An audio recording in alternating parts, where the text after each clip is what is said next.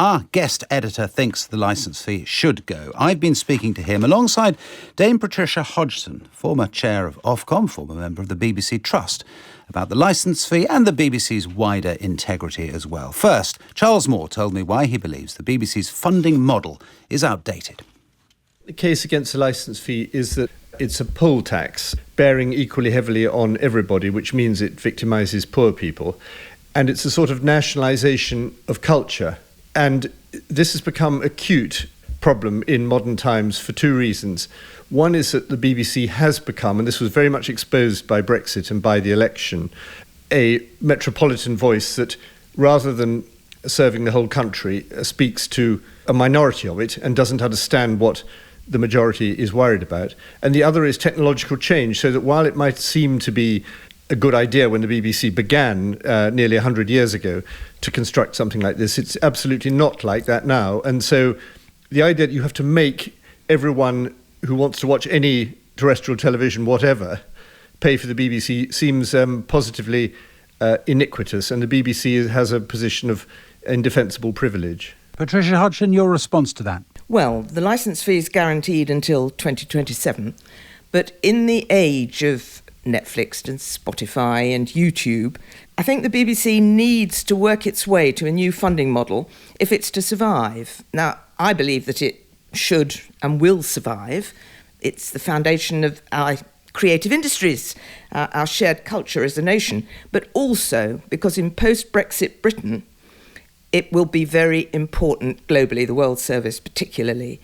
And I think a model for change should start with the licence fee settlement in 2022. We should start to either freeze or reduce the licence fee to incentivise the BBC into using broadband technology for subscription top-ups so that we're progressing to a new funding base after 2027. Would the funding base address that point that Charles Moore made, though, about the BBC's inability, as he sees it, to reflect the wider culture of the nation outside its metropolitan centres? It was undoubtedly the case that the ITV News better reflected the range of what was going on in the nation. There was more analysis, there was a lot more in-depth pieces from across the nation. And I'm afraid I think the reason for that was commercial funding.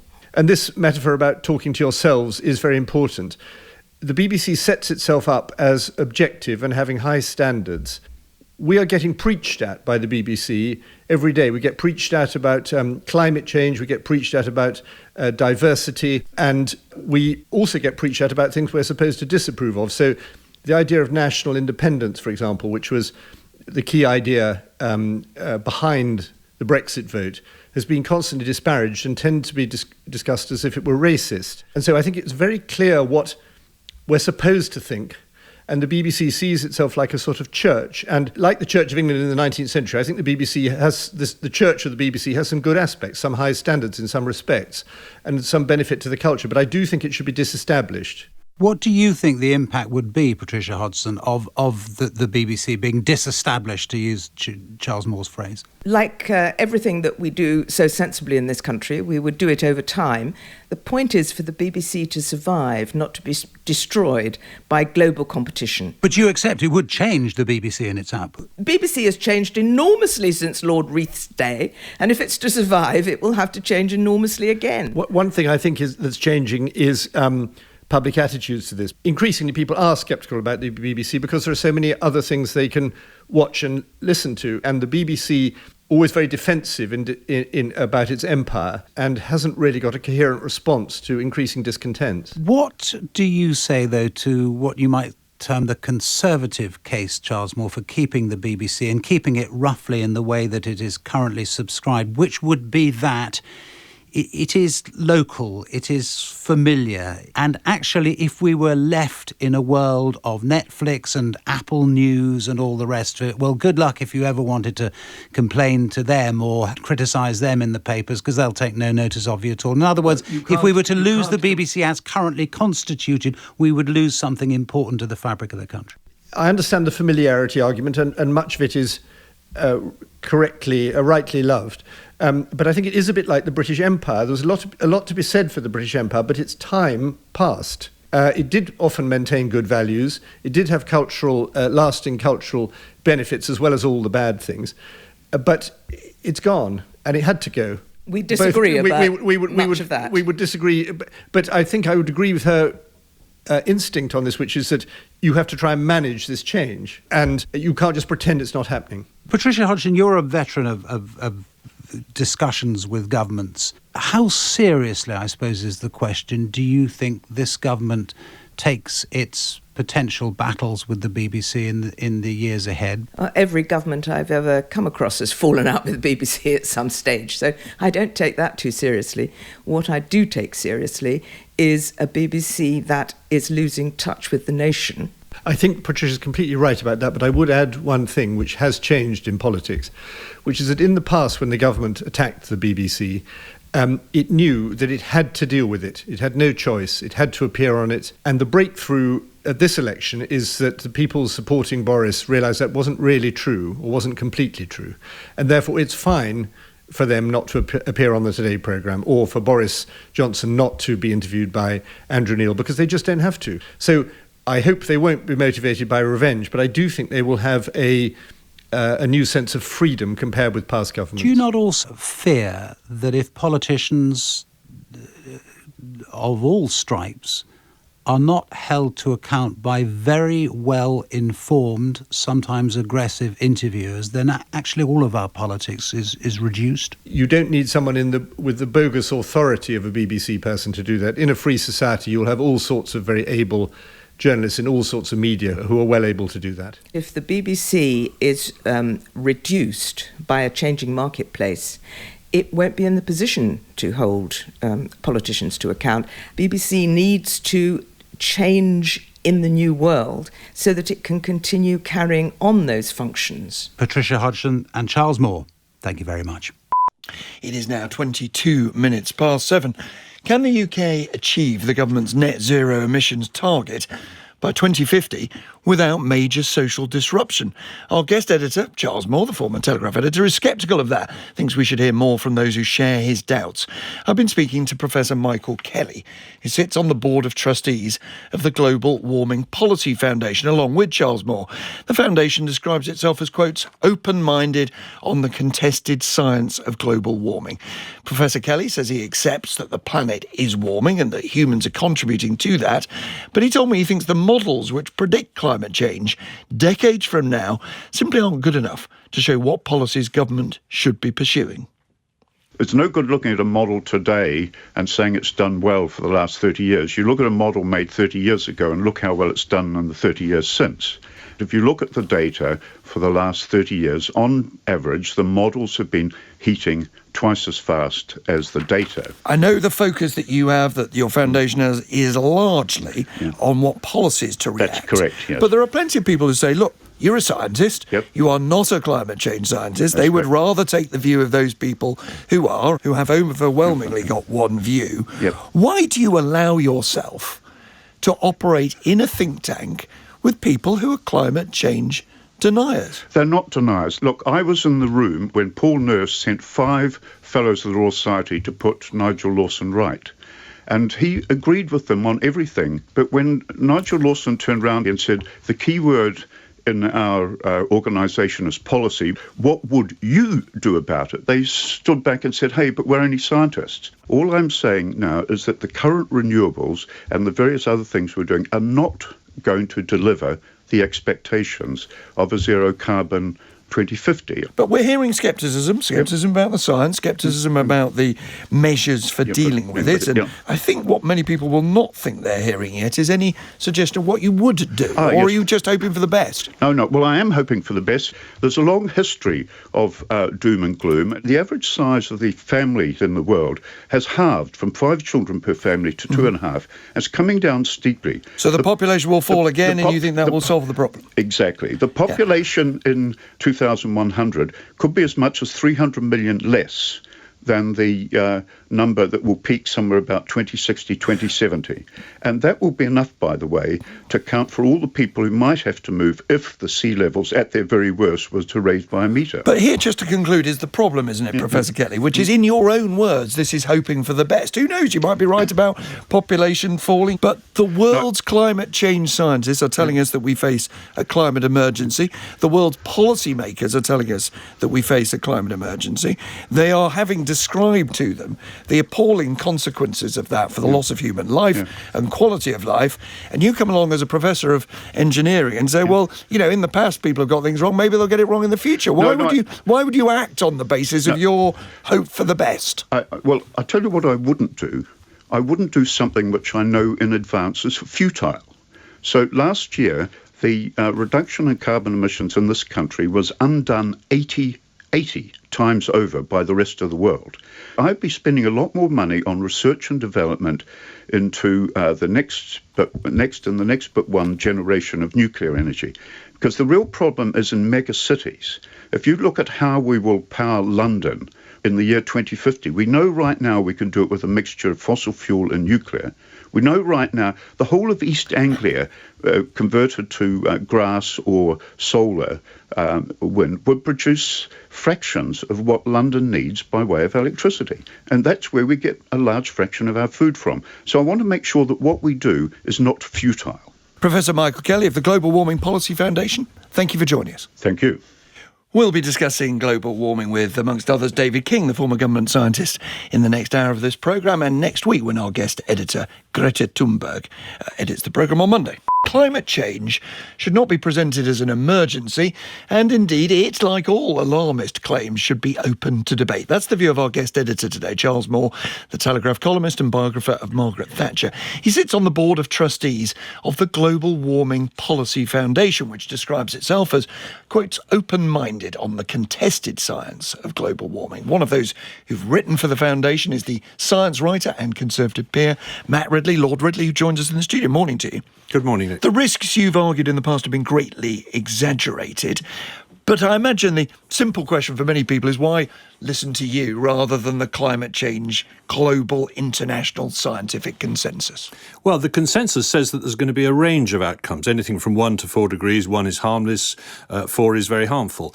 So actually the consensus says there's going to be a range. Now, the problem is the BBC, for example, and a lot of other media have decided to let themselves be bullied by climate activists into dividing this into goodies who believe in climate change and baddies who don't, which is actually very inaccurate because of all these people at the lukewarmer end of the spectrum where I sit and where proper climate scientists like Judith Curry also sit. To be clear, though, that 1.5 degrees is described by governments, not by climate change activists, by governments, including the UK Conservative government, as very serious for the globe. So that's not a question of bullying, it's international policy. Well, that's a policy question, but at the other end of the spectrum, you've got people who are effectively doomsday cultists now, who say that we're going to have 6 billion people dead in a few short decades. That's Roger Hallam of Extinction Rebellion, or Kevin Anderson, the scientist on whom Greta Thunberg, your next guest editor, heavily relies, and he says we're going to see 4 degrees by 2050. No responsible scientist agrees with that, and yet those people are given a hearing on the BBC, whereas the lukewarmers are denied a place on the BBC. People like me are not allowed. Lukewarmers is your description of yourself. Exactly. We're not allowed on the BBC. Well, here you are being allowed on the BBC. But only because Charles Moore is the guest editor. Well, not only because Charles Moore is, in fact, because you've been on the programme before. In fact, I know I've interviewed you before. Just to focus, though, on the scientific debate, 1.5 degrees, not 4, is the international consensus for very serious global harm. That's not true, Nick. Adopted. But forgive me, just finish the thought. And therefore, why shouldn't that be taken seriously on what is often referred to as the precautionary principle? We can't be certain. It could be very bad, so we act with care. Well, one of the reasons for being careful about not overreacting to climate change, and I'm not saying we should do nothing. I'm saying we should do things, but I think we should be careful not to overreact and not to shut down civilization. One of the reasons for that is because some of the measures we're taking are doing real harm already. We're denying fossil fuels to Africa so that as a result they're burning wood to feed themselves. That's killing their children. It's also destroying forests.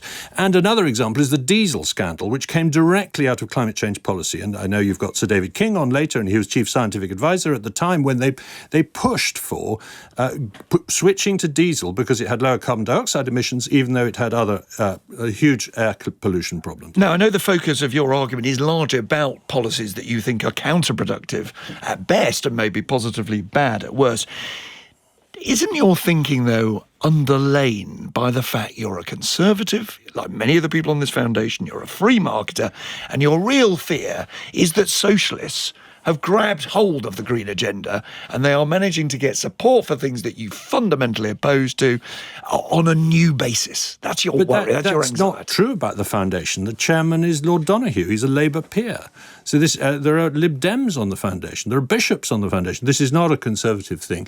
I think quite the reverse, actually, that most of the people who are worried about what we're doing in the name of climate change are worried about the effect it's having on poor people. It's costing nearly 9 or 10 billion pounds a year to the British consumer, and most of that is going from poor people to rich people. Conservatives love this stuff because they get to build wind farms. I say conservative, of course, because there's you, there's Charles Moore, there's Nigel Lawson, who are prominent in terms of having a voice on this subject. Just briefly, if you would, you say you're concerned about hitting the poor, and you say you do want to do something.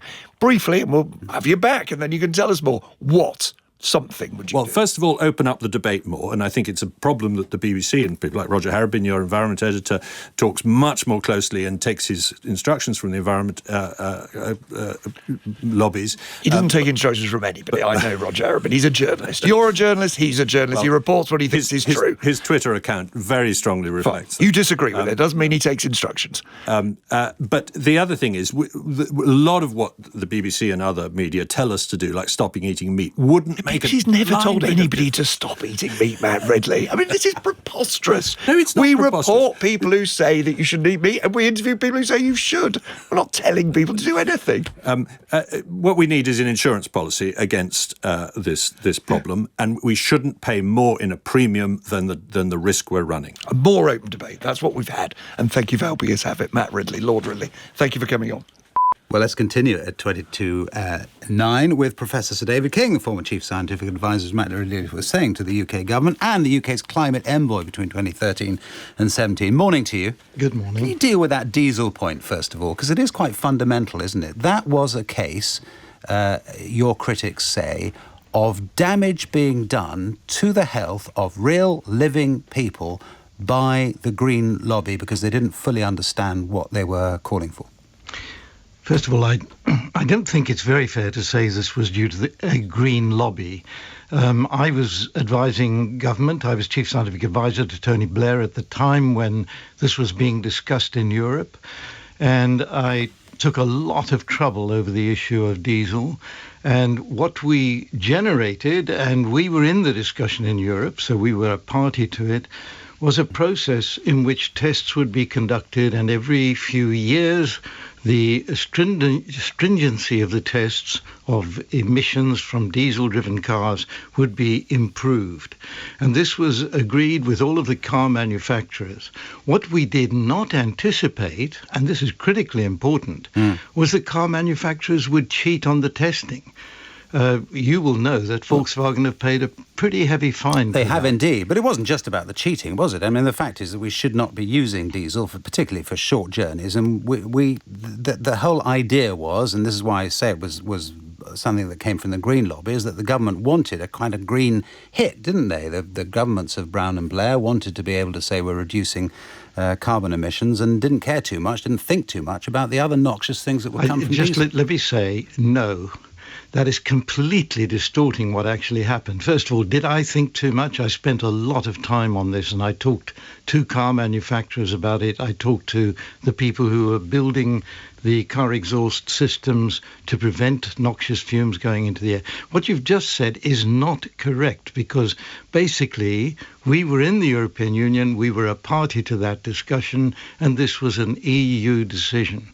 And I'm not saying we were against it, but to suggest that we were pushing this because of the green lobby would be completely wrong. All right, let me go to another thing that Matt Ridley was just talking about, this sort of wider point that we tend and he mentioned the BBC, but there is a tendency in the wider media as well to portray climate crisis rather than talking calmly and thoughtfully about the various things that need to be done. Do you accept that there is sometimes a hysteria in these debates that shouldn't be there? So here's the worry. Are we doing enough on climate change at the moment? And the answer can simply be demonstrated because, let me say, the Arctic ice has melted far more rapidly than any of the climate scientists predicted 20, 30 years ago. So what we have is the Arctic Ocean exposed to sunlight in the Arctic summer for significant periods of time, which means that the entire Arctic region is now heating up at something like 2.5 times the rate of the rest of the planet. Why is that a worry? Because Greenland sits in the Arctic Ocean, and Greenland ice, if it all melts, gives rise to a 7-meter sea level rise. So and we are now concerned that the melting of Greenland ice is also going to take place more quickly than was predicted. So we should be scared and we should be talking about fear. I think we should be fully aware of the risks we're facing. When I talk to the people in the City of London working in the reinsurance and insurance sector, there's no concern about this discussion. They are worried about climate change because of the number of risks it gives their own business. Can I give you one other very brief example? We've talked on this programme quite recently about wildfires. And we give the impression, I think, sometimes that the whole world is kind of going up in flames. It's actually just not the case. If you look at the NASA data, there is less of the world covered by wildfires at the moment than there has been in years previously. It's things like that that worry those who, like Matt Ridley, are not deniers of climate change, but just say we have the wrong discussions about them. When you suggest that we have the wrong discussions, for example, the fires in California and in Australia are linked to higher temperatures, but also to humans consuming water from aquifers, fresh water from aquifers. So trees are dying out for two reasons. One is rising temperatures, and the other is the shortage of water. Now, what I fear, though, is that you're missing the point, or people are missing the point, that rising sea levels is the single biggest challenge we're faced with. If we get a sea level rise of 1 meter, 2 meters, which is quite likely now by the end of the century, then cities like London, cities around the planet that are sitting at risk from rising sea levels, will no longer be livable. I'm just going to give you one example, and this is Calcutta, which is the city most at risk from flooding. And the climate scientists would agree the first major city that will have to be moved in terms of its population. And just across the mouth of the Ganges from Calcutta is Bangladesh, where 2/3 of the country is at risk. You're talking about 150 million people plus as refugees. OK, Professor Sir David King, thank you very much for coming on the programme this morning. We have had at least the debate that some people wanted us to have for some time that we haven't in the past. Thank you. 7 minutes to 9, it's time to have a word with Charles Moore. You've heard the name Charles repeatedly through the programme. He's the former Daily Telegraph editor, still a columnist for the paper, and biographer of Margaret Thatcher too, whose latest volume of that biography was rated as one of the best biographies of the year. Just before we talk to Charles Moore, here are some of the moments when the former Prime Minister appeared here on the Today programme. I feel very strongly indeed that as a political party, the Conservative Party, my party must make up its mind on the big issues of the day. Having made up its mind, it must pursue the line which it has decided upon, regardless of the party political consequences. Will not be coming to Britain. We have on the telephone now from 10 Downing Street, Mrs. Thatcher, who I gather has just heard the news, Prime Minister. Hello, good morning. I heard it on your news briefing. It was the first indication we've had, but of course we understand. when there's a tragedy like that, Mr. Gorbachev has to go home. Anything else would be unthinkable.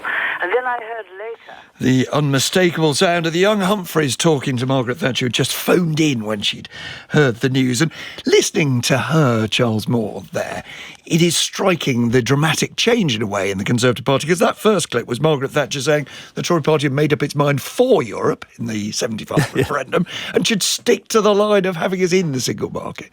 Yes, well, she'd only been leader for 2 months, so she had little choice in the matter at that point. Now, you've written that in many ways there are comparisons between Boris Johnson and Margaret Thatcher, because they were sort of the last man or woman standing when it came to the leadership. Yes, I think obviously they're, as personalities, utterly different, but what they both are is transformative. So the 1979 election and the 2019 election changed the face of politics in a way that can make Conservatives more powerful and introduces a new era. He is transformative because, as it were, Brexit will get done, to use his phrase. But do you think he's transformative in other ways? Because there are many Tories who think, as you do, rather worry that he's running a Tory government with Labour measures, government intervention, more government spending. He wants to do a great deal. Well, that might be, of course, transformative. I think the key thing is that the party's become so much more representatives of the whole country, with the significant exception of Scotland. Now, your focus of this guest editorship in many ways seems to have been things you think the BBC either doesn't cover properly or doesn't cover at all, because of what you described earlier in a conversation of the BBC acting as a sort of nationaliser of the culture. Yes. When I came into the building this morning, you have a statue of George Orwell just outside, and he speaks about the importance of the liberty to tell people what they don't want to hear. And I feel that the BBC doesn't want to hear a lot of things which the wider population keeps telling them. And I feel that in particular, the whole Brexit story is a test which the BBC has utterly failed. And with I think, permanent damage to its reputation, and I don't think it deserves to stand as it did before. Isn't part of your objection, and part, not so much to the British Broadcasting Corporation, but to Britain and the way Britain has changed? You're a climate change sceptic, you've talked about it on the programme, you're anti-women priests, you're pro-hunting, you have a series of views which are not the conventional wisdom of the day, and it upsets you that the country's changed in ways you don't like. Well, I think the country's changed in a way that I do like, which is that it's supported Brexit. And that's one example. I gave you a whole series of others. But that's a very overwhelming example because it's a popular decision. It's the biggest vote for anything in our history. And the BBC refused to cover that fairly and tried to disparage it and to prevent the execution of Brexit. Well, interestingly, at the time of the referendum, many leavers praised the coverage. They were critical afterwards, but, there are people on both sides. But just engage with my point, if you will, which is that you've made your point on Brexit, but it seems to be in a series of areas you're highlighting and represent your views. Your objection isn't to the BBC at all. You just don't like the fact that the Church of England's embraced women priests. No, sorry. Hunting has been banned by law and your own party isn't going to change the law, it says, and that you're a climate change sceptic, even though your own party's in favour of climate change policy. I don't really know why you're bringing up women priests, a subject which closed in the Church of England 25 years ago. But no, what I'm objecting to is preaching. The BBC has decided to be a secular church, and it preaches and it tells us what we ought to think about things. So it tells us we shouldn't support Brexit and we should accept, and we should, please let me answer the question, and we should accept climate change alarmism, and we have all to kowtow to the doctrines of diversity. And this is not right that the BBC, all these issues should be aired, of course they're very important, but they should not be preached. And the difficulty I've had trying to get all this stuff about climate change onto this programme, even though I'm the guest editor, is very, very marked. Obstacles come in every single time because of rulings and bureaucracy and the fact that Roger Harrabin, the environment analyst, is so biased. It's really clear, that's because of Ofcom regulations of the law, which applies to Sky and ITV News. No, it's not. It's because of the BBC's interpretation of I think, foolish ruling. Let me raise a last point because we're running out of time, and I want to give you the chance to address it, if you would. You talk about that. Isn't the danger of what you advocate, though, is that we all end up listening to news that reflects our politics and reflects our prejudice? In other words, the price of what you want may be too high. Well, I think that the BBC News coverage does reflect the politics and prejudices of the people who run it. And this is wrong. And this is what I'm objecting to. But do you want a news like in the United States, where, as it were, most Republican activists watch Fox News, most liberal people watch MSNBC or CNN? Do you want a divided country in terms of its news consumption? We are a divided country in terms of our news consumption because the BBC has an artificial privilege which abuses to put forward particular views. Charles Moore, editor of the Daily Telegraph in the past, Margaret Thatcher's biographer, guest editor today. Thank you very much for coming in. And Greta Thunberg will be our guest editor on Monday.